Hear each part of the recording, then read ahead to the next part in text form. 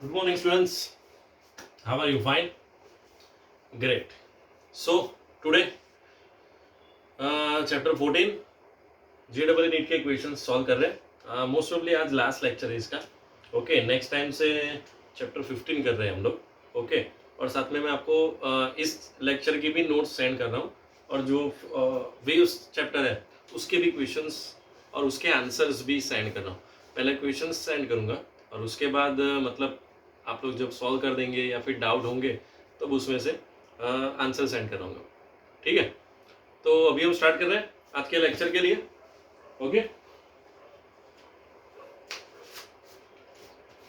Yes. तो first of all first two question एक साथ लिख देते हैं अभी. Two pendulum of length 1 metre and 16 metre.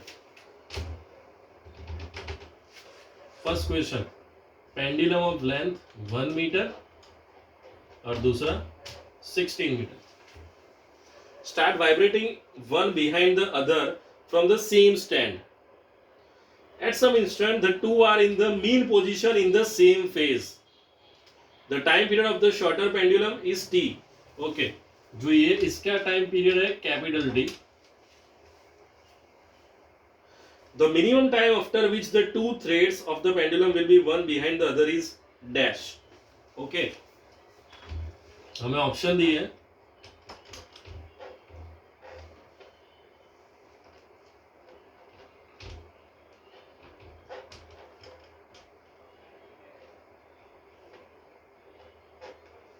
चलेगा अभी वन मोर टाइम.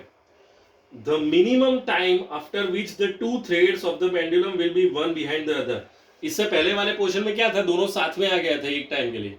तो अभी और फर्स्ट का पीरियड टाइम है टी. तो कितने टाइम के बाद दोनों दोबारा जो पहली कंडीशन थी, एक यहां से आ रहा था दूसरा यहां से आ रहा था, ऐसी कंडीशन में हो जाएंगे कितने टाइम के बाद. ओके, और दूसरा क्वेश्चन ये पूछा है, ये भी इसके जैसा ही थोड़ा थोड़ा. Two pendulum of length 1 metre and 1.21 metre. 1 meter and 1.21 meter. Okay, respectively start swinging together with the same amplitude. उसका amplitude same है दोनों का. The number of vibration that will be executed by the longer pendulum before the two will swing together again are. वो भी मैं आपको समझा रहा हूँ, थोड़ा इंग्लिश में लिखा है तो ध्यान से करना पड़ेगा आपको. ओके, पहले मैं ऑप्शन लिख देते हैं. चलो ये छोड़ो, मैं ये आपको सेकंड समझा रहा हूँ. सबसे पहले फर्स्ट स्टार्ट कर रहे हैं भाई. ओके, दो पेंडुलम, फर्स्ट है 1 मीटर का, सेकंड है 16 मीटर का. दोनों एक ही स्टैंड में है, दोनों ऑपोजिट डायरेक्शन से स्टार्ट कर रहे हैं. ऐसे सपोज के भाई एक स्टैंड है. ओके, ऑपोजिट डायरेक्शन से स्टार्ट कर रहे हैं. तो थोड़े टाइम बाद दोनों सेम मीन पोजीशन में आ गए और साथ होने लगे थोड़े टाइम बाद. तो ये पूछा है, और जो छोटा वाला है उसका पीरियडिक टाइम कितना है टी. तो ये पूछा है कि कितने टाइम के बाद दोनों फिर ऑपोजिट डायरेक्शन में हो जाएंगे, ऐसा पूछा है. तो क्या करेंगे हम, सबसे पहले पेंडुलम दिया है तो कौन सी फॉर्मूला यूज कर सकते हैं उसके लिए.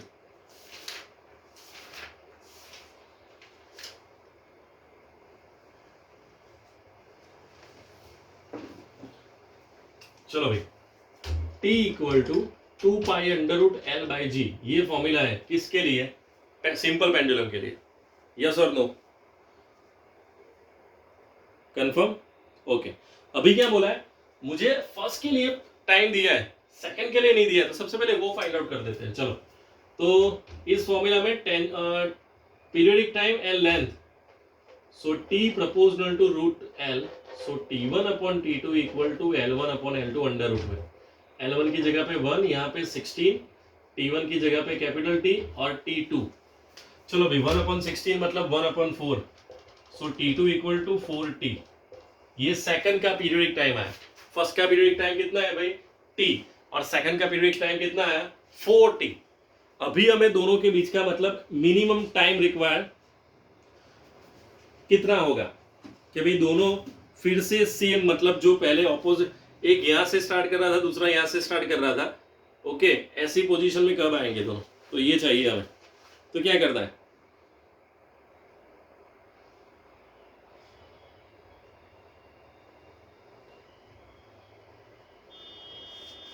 ओके, अंदर एक वर्ड लिखा था कि थोड़े टाइम बाद दोनों सेम फेज में आ जाता है. थोड़े टाइम बाद दोनों सेम फेज में आ जाते हैं। तो बस हमें वही फाइंड आउट करना है कि वो फेज कौन सा है।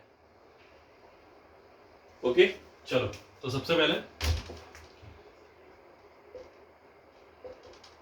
T2 अपॉन T1 की जगह पे 4T upon T is equal to 4। चलो ये तो आंसर मिल गया ना, T2 अपॉन T1 का आंसर क्या आएगा भाई, 4 आएगा। अभी हमें इसको सॉल्व करना है। सपोज हम कर रहे हैं कि T सेकंड के बाद दोनों ओरिजिनल फेज में आ जाएंगे। कितने, T फेज के बाद, T सेकंड के बाद दोनों ओरिजिनल फेज में आ जाएंगे। यहां तक हो गया भाई, ये वाला पोर्शन मैं यहां पे नीचे लिख रहा हूं और उसके बाद उसका कैलकुलेशन यहां पे कर रहे हैं हम लोग।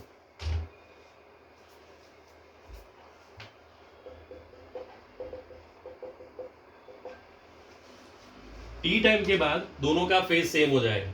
तो यहां पे मैं लिख रहा हूं T अपॉन 4T और यहां पे लिख रहा हूं कैपिटल अपॉन T। ठीक है, अभी इसको सॉल्व करना है और मुझे T चाहिए। कैसे करेंगे, इस इक्वेशन को सॉल्व करना है और हमें T फाइंड आउट करना है। कैसे करेंगे, चलो सबसे पहले एलसीएम लेना पड़ेगा।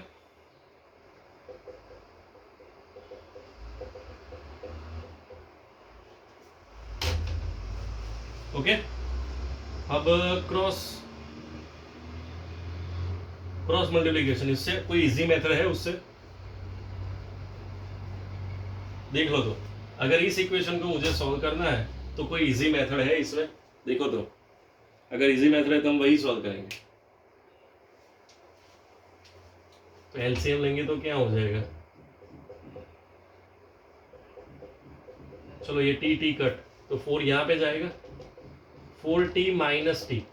तो अभी ये 4 यहां पे, या फिर एक काम करो, ये माइनस वाला पोर्शन यहाँ पे, प्लस वाला यहाँ पे। डन। एक सेकंड, थोड़ा छोटा लिखो क्योंकि अब ये पूरा यहाँ क्या कंप्लीट करना है। सपोज टी टाइम में तो यहाँ पे हो जाएगा T upon 4T, T upon T minus 1।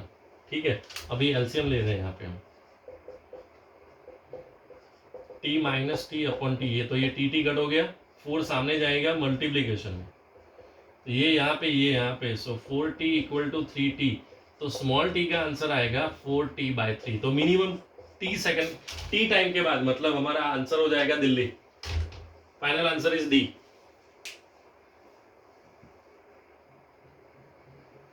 Confirm, sure.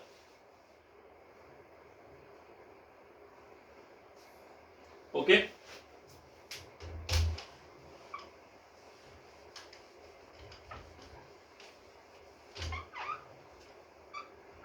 अब ये वाला क्वेश्चन मैं दोबारा रीड कर रहा हूं। सबसे पहले तो आप समझ लो कि क्या लिखा है इसके अंदर, क्या लिखा है उसके अंदर, सबसे पहले वो समझ लेते हैं।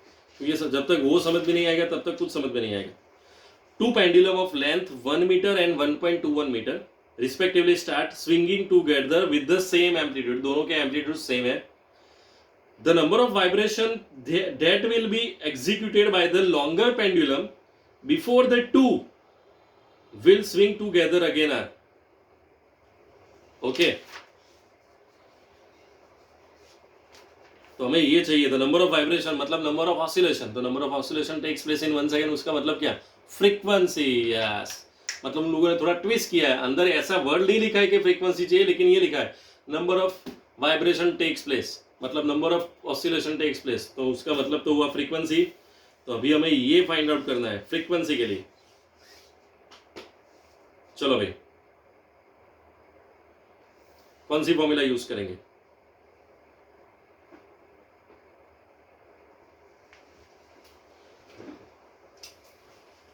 Again T proportional to root L।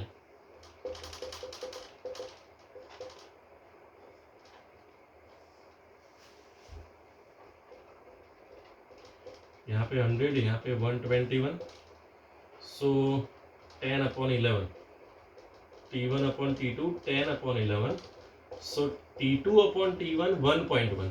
ये याद रखना रिलेशन। ओके, अभी हमें फ्रीक्वेंसी चाहिए, तो F into T, F into T, ये रिलेशन यूज करना पड़ेगा। F1T1 equal to F2T2। अभी वर्ड आता है फ्रीक्वेंसी चाहिए ना, तो चेंज इन फ्रीक्वेंसी का मतलब हमें in short change in frequency 1 लेना पड़ेगा।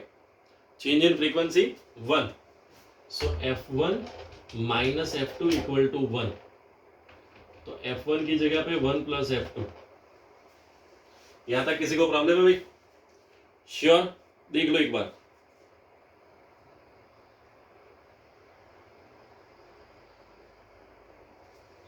श्योर। अब ये वैल्यू यहां पे लिखनी है 1 प्लस F2T2 एंड F2T2, यहाँ पे T1 है, सॉरी। चलो भाई, हमें F2 ही फाइंड आउट करना है सेकंड के लिए, मतलब फ्रीक्वेंसी फाइंड आउट करनी है। तो कैसे सॉल्व करेंगे?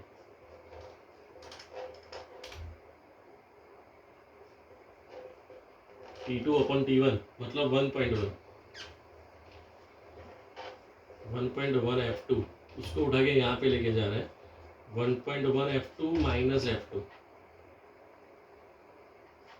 तो F2 1.1 माइनस 1 मतलब 0.1।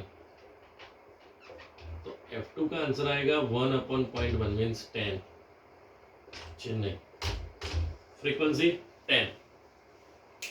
देख लो भाई, कैलकुलेशन ध्यान से देखना, बहुत ध्यान से।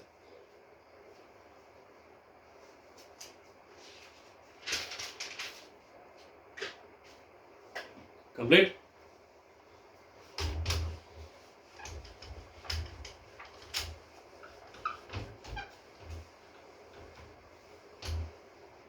Okay, next question is, an elastic string has a length L when tension in its 5 Newton.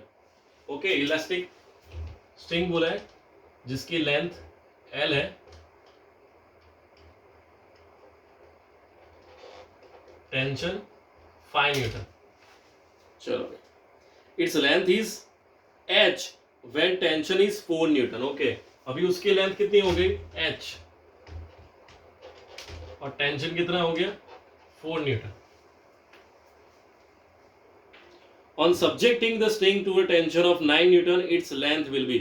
अगर उसका टेंशन 9 हो रहा है तो लेंथ कितनी होगी? चलो भाई, पहले लेंथ कितनी थी? L, तो टेंशन 5, फिर लेंथ हुई H, टेंशन 4। अब लेंथ कितनी होगी जब टेंशन होगा 9 न्यूटन? ओके, तो देख रहे हैं उसमें 4 ऑप्शन दिए, L plus H, L minus H, 5L minus 4H, 4L minus 5H। Okay, बस तो ये है हमारे ऑप्शन। तो अभी इसको सॉल्व करना है भाई। यस, एनी आइडिया कैसे होगा भाई? सबसे पहले तो समझना पड़ेगा आपको।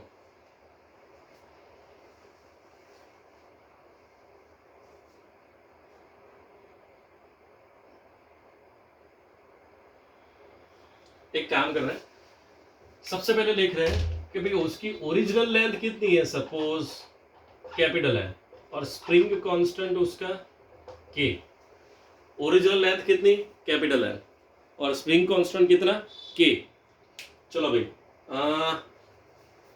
ये फॉर्मूला है F इक्वल टू KX, और X मतलब डिस्टेंस और लेंथ, तो मैं LX की जगह पे F बाई K लिख सकता हूँ। हाँ भी लिख सकते हैं, फोर्स मतलब टेंशन ही हुआ। चलो भाई, तो अभी क्या करेंगे? सबसे पहले वो देखो, उसकी लेंथ कितनी थी? L। कब? जब फोर्स अप्लाई हो रहा था 5 न्यूटन, तब उसकी मतलब क्या हुआ? 5 by L plus original length. ये फर्स्ट इक्वेशन, ये देखो सबसे पहले ध्यान से। फिर उसकी लेंथ कितनी हुई? H, तब उसका टेंशन कितना था? 4, so 4 by L plus original length. सबसे पहले ये दोनों इक्वेशन, अभी इसको सॉल्व करना है हमें, बहुत बहुत बहुत ध्यान से, बहुत ध्यान से। चलो तो भाई कैसे करेंगे? एक काम कर रहे हैं, अगर मैं इन दोनों को माइनस कर रहा हूं तो ये LL कट, यहां पे हो जाएगा L माइनस H, तो 5 upon L minus 4 upon L, तो 1/L, L minus H equal to 1/L। Sorry यहाँ पे के होता है ना भाई, हाँ कांस्टेंट होगा के, सो यहाँ पे हो जाएगा 1/K। L minus H is equal to 1/K। यहाँ तक कोई प्रॉब्लम भाई आपको? Sure, confirm? तो अभी मेरे पास के की जगह पे क्या फॉर्मूला है? 1/L minus H, K equal to 1/L minus H. चलो अभी मेरे पास कौन सा कितना है? 9 न्यूटन, और उसके लिए लेंथ हमें नहीं पता, मैं उसको x सपोज कर रहा हूं, तो उसकी जगह पे हम लिखेंगे 9/K प्लस L। चलो भाई, तो k की जगह पे क्या हो गया? 1/L माइनस एच हो गया ना, तो अपॉन का अपॉन ऊपर चला जाएगा और प्लस कैपिटल है। अब इसके लिए सॉल्व करना है, देखो तो अभी क्या कर सकते हैं इसमें।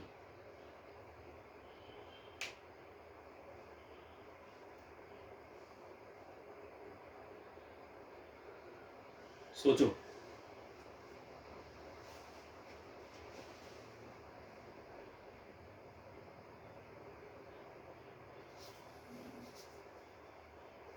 इस हमें x चाहिए 9L minus 9H plus capital L। अब इस कैपिटल L का कुछ करना पड़ेगा। कैपिटल L क्या है हमारे पास? Total length. कैपिटल L क्या है भाई? टोटल लेंथ है।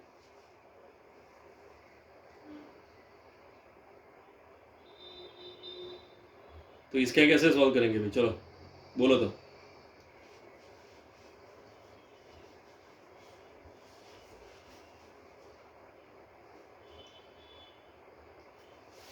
दोस्तों ये फॉर्मूला इसके लिए भी अप्लाई कर ही सकते हैं ना हम लोग।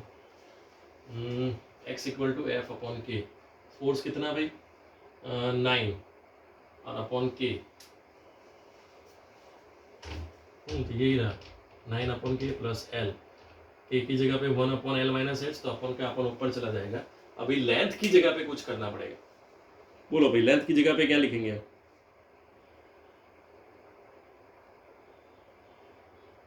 यस, लेंथ की जगह पे क्या लिखेंगे?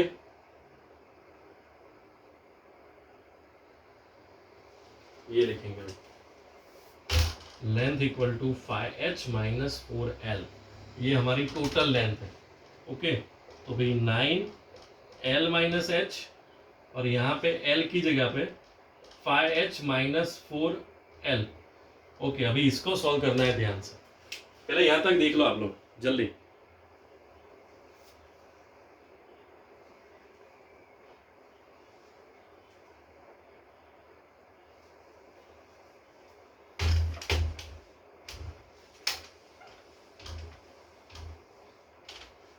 हमें x चाहिए भैया, 9L minus 9H plus 5H minus 4L। तो यहाँ पे हो जाएगा 5L माइनस 4H, चिन्ह है, x का आंसर आएगा 5L माइनस 4H। देख लो भी ध्यान से।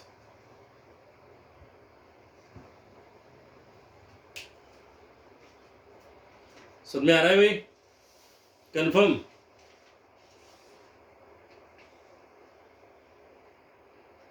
ओके, और नेक्स्ट क्वेश्चन है आपका। चलो नेक्स्ट क्वेश्चन है, ये लिखा है a particle is having kinetic energy 1/3 of the maximum value of the distance of 4 centimetre from the mean position. Okay, find the amplitude of the motion. भाई हमें एम्पलीट्यूड फाइंड आउट करना है। मैं साथ में ऑप्शन भी लिख रहा हूं और फिर दोबारा स्टेटमेंट रीड कर रहा हूं। सबसे पहले ऑप्शन में क्या लिखा है भाई? 2√6 सब सेंटीमीटर में, √6, उसके बाद √2 and √6/2। A particle is having kinetic energy 1/3 of the maximum value at a distance of 4 centimeter from the mean position।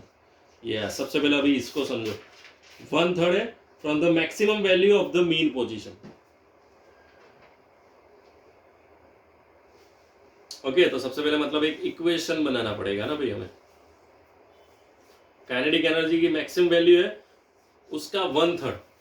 चलो भाई, तो सबसे पहले काइनेटिक एनर्जी कौन सी फॉर्मूला यूज करेंगे?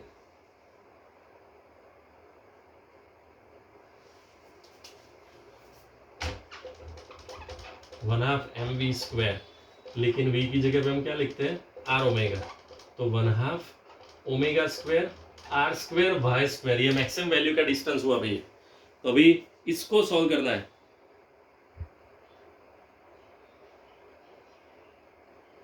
ये हमारी काइनेटिक एनर्जी, और उससे क्या होगी, 1/3 फ्रॉम द मीन पोजीशन, तो 1/2 m omega square r square, ये इक्वेशन यूज करना है हमें। तो काइनेटिक एनर्जी ये रही हमारे पास। काइनेटिक एनर्जी की जगह पे क्या है, 1/2 m omega square r square minus y square, और यहाँ पे 1/3 1/2 m omega square r square. चलो भाई 1/2 m ओमेगा स्क्वायर कट, तो बचा हमारे पास क्या है, r square minus y square equal to r square upon 3। Okay, so 3r square minus 3y square equal to r square, मतलब 2r square equal to 3y square. चलो भाई यहां तक तो हो गया ना हमारा। अभी इसको कैसे सोल्व करेंगे, हमें r चाहिए, तो r की जगह पे √3/2 इंटू वाई, √3/2। अब y मतलब डिस्प्लेसमेंट है, कोई मतलब उसकी वैल्यू लिखेंगे तो हमें एम्पलीट्यूड मिल जाएगा। ओके, तो डिस्प्लेसमेंट बोला था भाई 4 सेंटीमीटर, 4 सेंटीमीटर। ओके, तो यहाँ पे हम 4 लिख रहे हैं।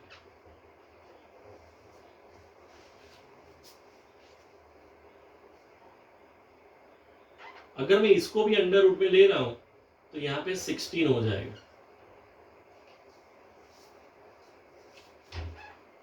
तो 3 इंटू 8 अंडर रूट में, मतलब 24 हो जाएगा ना, 8 इंटू 3 अंडर रूट में। तो एक काम कर रहा हूँ ना, 6 4 से लिख देते हैं, 24 की जगह पे 6 इंटू 4 कर रहे हैं, 6 इंटू 4। चलो भाई, तो 4 का अंडर रूट 2 और 6 का अंडर रूट √6, तो फाइनल आंसर 2√6 आ गया। अभी Ahmedabad is a final answer.